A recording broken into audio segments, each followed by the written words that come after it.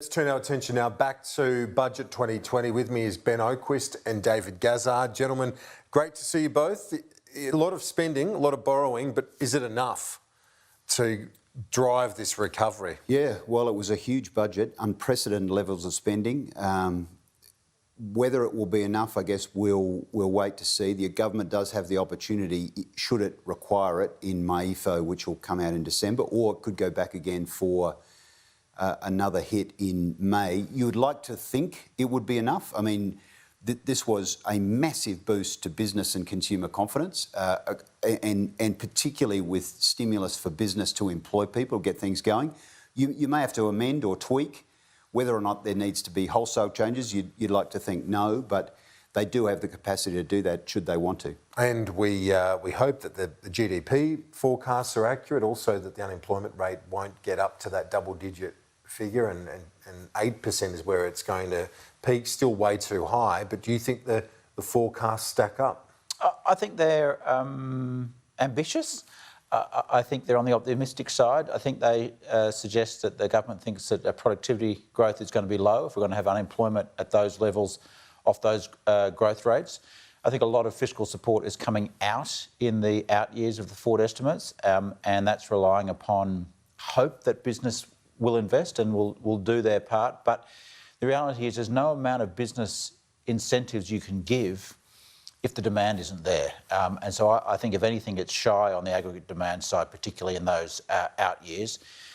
And overall, I think the tax cut strategy, the personal income tax strategy, is political and not economic. And I'll explain why briefly. Is that the income tax cuts for low and middle income earners brought forward this year. They get to keep Lamito and have stage 2. But next year, low and middle income earners will pay more tax than they're paying this year. But here's the key thing, is that they get that tax refund next financial year, don't they? In the early stages of July, when they put in their tax returns, August, September, October. And guess what? The government's likely to be facing an election in November. So all the checks start coming in for the tax cuts this year based on your tax return for the extra tax you've paid for these 4 months, plus Lamito actually come in a tax return, not in your pay packet each week once these tax cuts pass. So I think they'll also get the tax cut. I mean, yeah, the tax cut right away now. They get the tax cut once the legislation has passed, but they get a large chunk of it in that tax return. And to me, that's political, not economic. It's a very pragmatic budget in the sense of it doesn't pick gratuitous fights, or, you know, knowing that the Labor Party is going to blow up about company tax cuts, or that's the stage 3. They just don't. Morrison and Frydenberg haven't gone there. It's a continuation of what you've seen through the first 3 fiscal stimulus packages, where it's really designed to solve what is a problem rather than to be political. And I disagree with Ben on the tax cuts. I don't think there's any signs at all the government is doing this around an early election. I think it is just putting more money back in people's pockets so that they can put it into the economy. If I were a betting man, I'd be saying that the next election is exactly when it's supposed to be, which is around the middle of 2022. But you want people to be able to allocate their own resources where they see fit. And if that's expenditure in whatever they want to do, that's where you want them to have it, right? That's a way more efficient tool than the blunt tool of handing out money that you have to withdraw later. And I think Ben makes a very, very good point here. One of the problems we saw out of the GFC was that the stimulus wasn't withdrawn, so the expenditure horizon kept on growing while revenue came back. This can be tweaked back, so you can actually come back to a more sustainable expenditure. You say that it's not political, but inherently the fact that this says this is the pragmatic government, we're getting on with it, we're not having blues over this or that, that feeds into exactly what Scott Morrison wants the electorate to see: a Prime Minister, a Treasurer getting on with it. Totally. Being pragmatic. This is where... So there is a political element. Good policy makes good politics. I think Paul Keating said that. But I mean, no more do you see that than in the actual benefits that go to younger workers that would not normally be the target demographic for the coalition, than to older workers. But it goes to solving a critical problem with those younger workers looking to come in and make sure, like history shows us, if they do go onto the unemployment queue and they do stay there for a while, they tend to stay long-term unemployed, and the government is very, very keen to fix that before it becomes a problem. Ben, where to for Anthony Albanese's budget reply tomorrow night? To me, it looks like most of this budget they'll just usher through, but say you could have done that, you should have done this, and how about that? You know, they'll find other measures, but I can't see anything here that they'll find, you know, unacceptable that they will try and block. The reality is that personal income tax cuts are never blocked in the Parliament.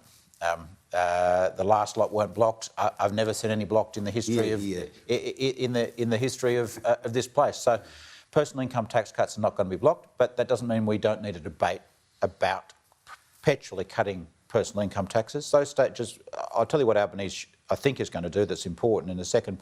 Those personal income tax cuts, those stage 2, everyone thinks, oh, they're targeted at low and middle income earners. Actually, stage 2, 88% of the benefit goes to the top 20%. The bottom 20% get nothing. That's of the stage 2 cuts. They're really unfair tax cuts. And here's what all the economic evidence suggests is you get much better bang for your buck for jobs by direct government investment. And I think that's what's still missing from this budget. And I think that's where Anthony Albanese will go tomorrow with a big pitch for free childcare. Now, free childcare is good for women, is good for the economy, and it's good for jobs and gives you a much better... He's actually said it's not going to be free. That's what he's clarified that. So well, maybe it's a reduced payment or something. Much more money into childcare, which will give a long-term economic dividend, a great boost for jobs now, much better than tax cuts that the government has announced in this year's budget, a cheaper cost to the budget long term, enhanced productivity, female participation. So I think that care economy... Do you see that this Prime Minister is being more pragmatic on a range of issues from renewable energy? I know that's not everything that the Australia Institute and others would argue for, but he's certainly moving ground off coal, and he's being a much more pragmatic, centrist Prime Minister, you would have to say. Well, I hope so. But unfortunately, he's got Angus Taylor there, who's still kind of the Tony Abbott figure in the government, who's, you know, been a big... hated the renewable energy target, tried to get rid of it.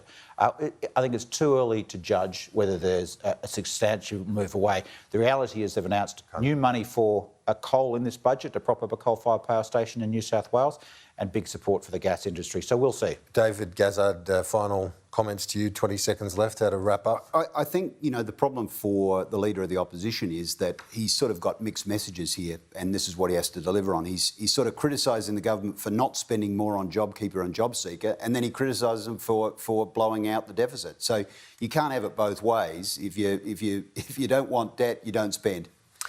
David, Ben, thanks so much. The bottom 20% get nothing. They're really unfair tax cuts. People want to see much stronger action from the government when it comes to climate change. Wages are growing at their slower, sustained pace. Transitioning to net zero emissions, it doesn't seem like there's much room for gas.